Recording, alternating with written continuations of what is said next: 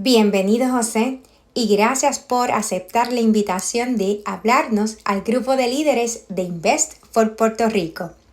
José Izquierdo Encarnación ha ejercido como ingeniero durante los pasados 40 años.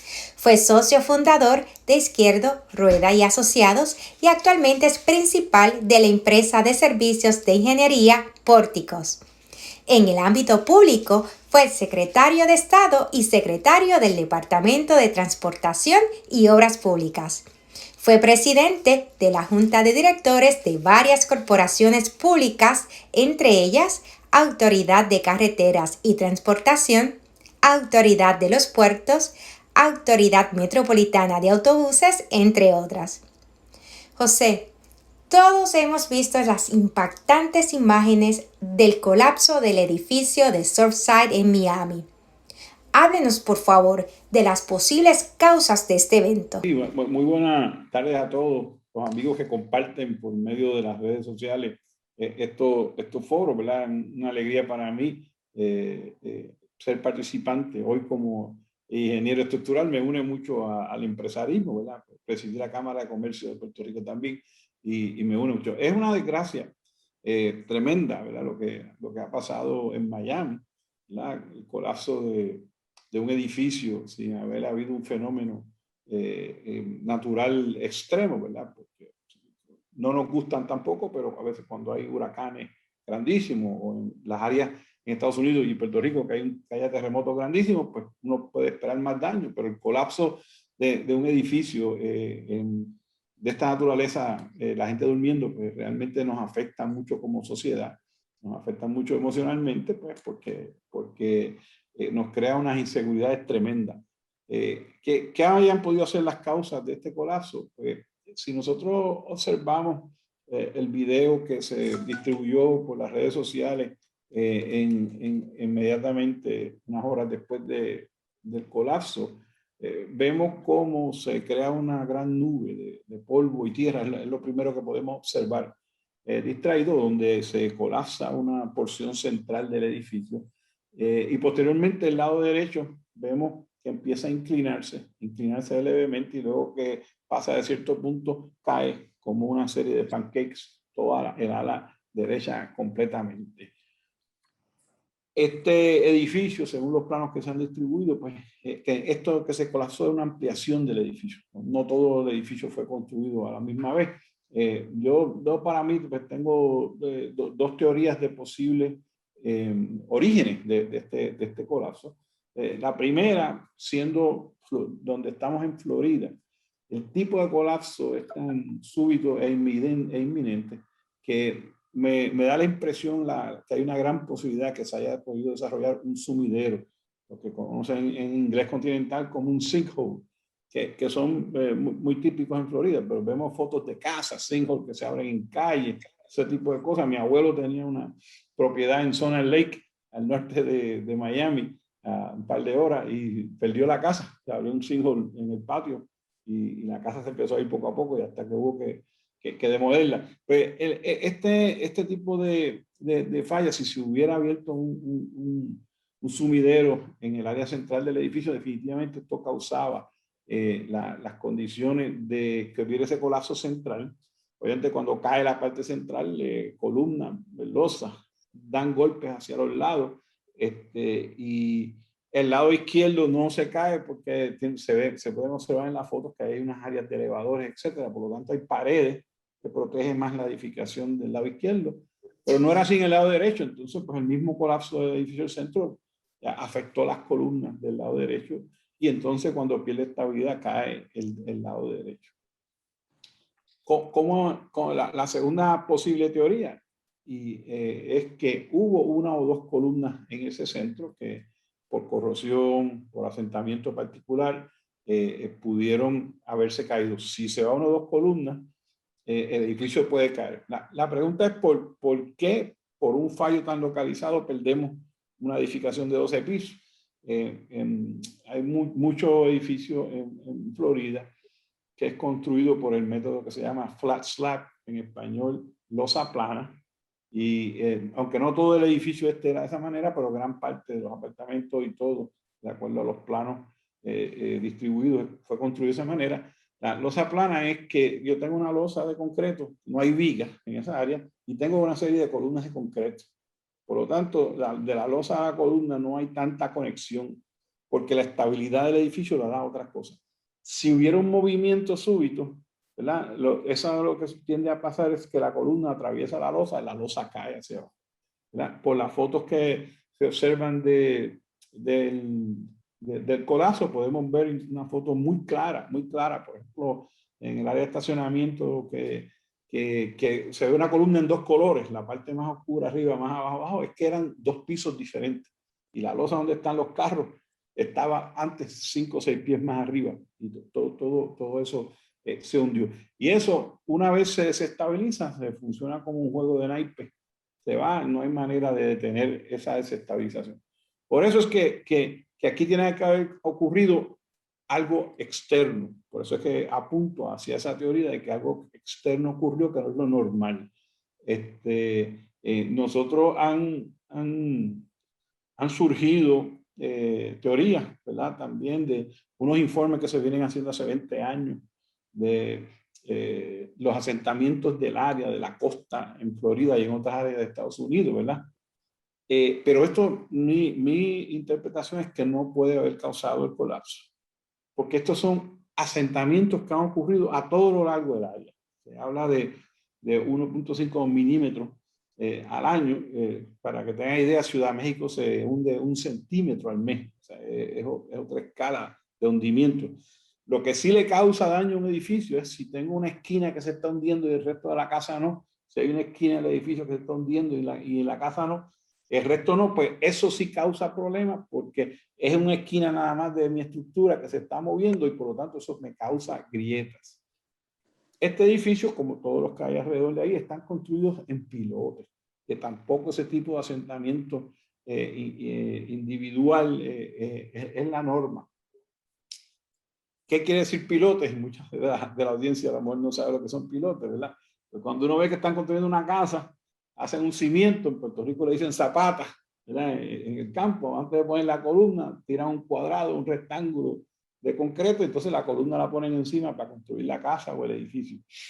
Cuando estamos construyendo en terrenos que no son tan firmes, se utilizan los pilotes. ¿Y qué son los pilotes en Arroyo Habichuela? Pues es un gran clavo que se entierra, que puede ser de 30 pies, 40 pies, 50 pies. En la bahía de San Juan son de 90 pies de largo los pilotes, para que tengan una idea de San Juan profundo.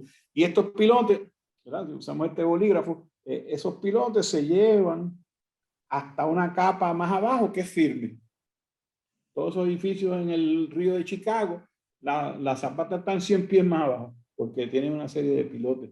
Así que es un método constructivo, o sea que esos edificios están cimentados en esas capas más abajo gracias a los pilotes. Así que esa teoría del informe de asentamiento que llevan 20 años monitoreando, eso es correcto, pero no apunta a que esa haya sido la causa. Así también, que hay, dígame, así que hay varias posibles causas de este evento, ¿verdad? No sabemos con certeza todavía, ¿verdad? Porque todo está en investigación, pero tomando en cuenta esto que usted nos está mencionando, ¿cómo lo llevamos a Puerto Rico? ¿Es posible? Porque hay mucha preocupación en las personas que han visto estas imágenes y si de ser posible o haber algún tipo de escenario que pudiera pasar, ¿qué serían entonces las sugerencias que usted nos estaría dando, las recomendaciones que todo residente de condominio o persona que planifica comprar en un condominio debería saber? Es importante la pregunta, ¿verdad? Para que todo el mundo tiene familia en Puerto Rico, ¿verdad? Y nos preocupa. El tipo de construcción en Puerto Rico es diferente a la que les puse de flat slab, porque en Puerto Rico estamos sujetos a terremotos. Recordarán que el año pasado inauguramos el 10 Reyes con unos terremotos ahí en el suroeste que nos dejó sin dormir a todos. Yo estoy todavía trabajando, arreglando edificios dañados por los terremotos de día a día. Y entonces, pues, eso hace que los edificios de Puerto Rico, pues, no se puedan construir de losa plana, está prohibido por código. Pero el método de losa plana se usa en todo el mundo, ¿verdad? Pero como en Puerto Rico somos sujetos a terremotos, eso no se utiliza, así que no hay una comparación directa de ese tipo de fallas. En cuanto a los amigos, ¿verdad? Que se van a comprar un apartamento o que viven en un edificio de apartamento, ¿verdad? Que siempre está el tema de la asociación de condominios, todo hay que hacerse en consenso y vamos todos a la vez, y eso siempre es una complicación de todas maneras. Pero primero tengo que decir que me parece muy bien la ley que existe ahí, que cada cierto número de años hay que recertificar los edificios. Me parece el periodo de 40 años muy largo. Parece el periodo de 40 años muy largo porque, ¿cómo se llama? El ciclo de muchos de los materiales que se utilizan en los edificios, no la estructura per se, pero otros materiales, tubería, cablería eléctrica, no tienen ese largo de vida. Así que, por lo tanto, es importante que uno haga el cotejo que tenga cíclicamente. Aquí hay un reglamento que se llama el reglamento de DACO, porque yo no le puedo imponer la misma durabilidad de vida a una perilla de una puerta a lo que debe ser la vida del concreto, ¿no? Así que el periodo de inspección tiene que estar sujeto a durabilidad de los materiales, y me parece 40 años demasiado. Pero digo que en Puerto Rico eso no lo hay. Es importante en Puerto Rico implementar una ley de recertificación de edificios. Entonces, ¿qué deben mirar las personas? Yo digo que hablando de estructura, ¿verdad? Que obviamente es el tema que nos trae más que los otros, hay que ver dos cosas, dos enemigos. La corrosión. La corrosión es enemigo de cualquier estructura de concreto o de acero. Hay edificios también que salen de acero. Empieza a mostrar grados de corrosión. Los condóminos tienen que levantar la voz de alerta y atacarlo. La corrosión es como un cáncer. Usted lo ataca temprano, no hay mayores consecuencias. Si usted no se atiende el cáncer, las campañas estas que tradicionales conocemos, las mujeres que se protegen, el cáncer del seno, etcétera, porque cuando hay un lump pequeño, pues entonces es posible atajar y el cáncer, la persona no es víctima.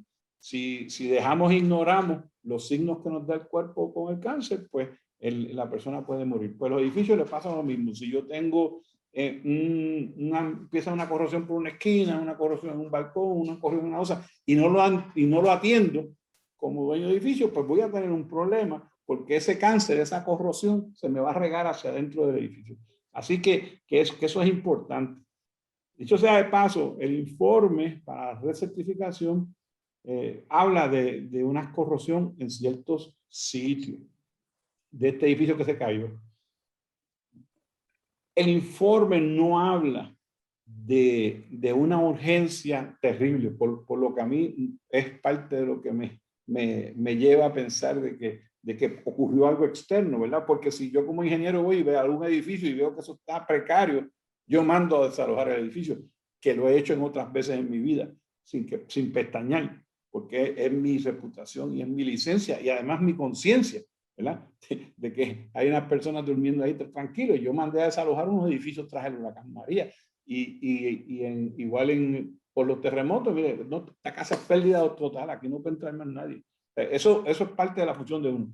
El informe de ese edificio no habla en ese tono, sino habla de que hay que corregir aquí, corregir allá. La segunda cosa que los condóminos deben mirar es grietas. Si empiezan a aparecer grietas, hay que atenderlo enseguida. Esos son los dos triggers que apuntan a posibles deficiencias, ¿verdad? Que pueden ser nefastas. Así que a los que viven en apartamentos, pues eso es muy importante. Eso es muy importante, tener la conciencia de que esas cosas hay que evaluarlas. No toda grieta, no toda corrosión es un tema de una peligrosidad, de un colapso, pero hay que cotejarlo. No podemos... yo vuelvo al ejemplo del cáncer, me salió un nódulo. Mi esposa le dio un nódulo aquí en la garganta, se lo fue a chequear, era canceroso, pero se lo sacó a tiempo, no tuvo problema. Si tú dejas que crezca, pues puedes perder la vida por el cáncer. Así que esas dos iniciativas me parece que son fundamentales para los que viven en condominio o trabajan en condominio. Excelente información. Bueno, la verdad que muchísimas gracias por toda esta información y por su tiempo y por haber aceptado la invitación para podernos hablarnos un poco al grupo de Invest for Puerto Rico, y esperamos pronto tenerlo nuevamente, tal vez en un panel, ¿verdad? Para poder desarrollar con mayor tiempo este tema que yo sé que es muy importante, ¿verdad? Que lo tengamos muy en cuenta. Así que gracias, ingeniero. excelente toda la información brindada. Gracias a ustedes y estoy a sus órdenes.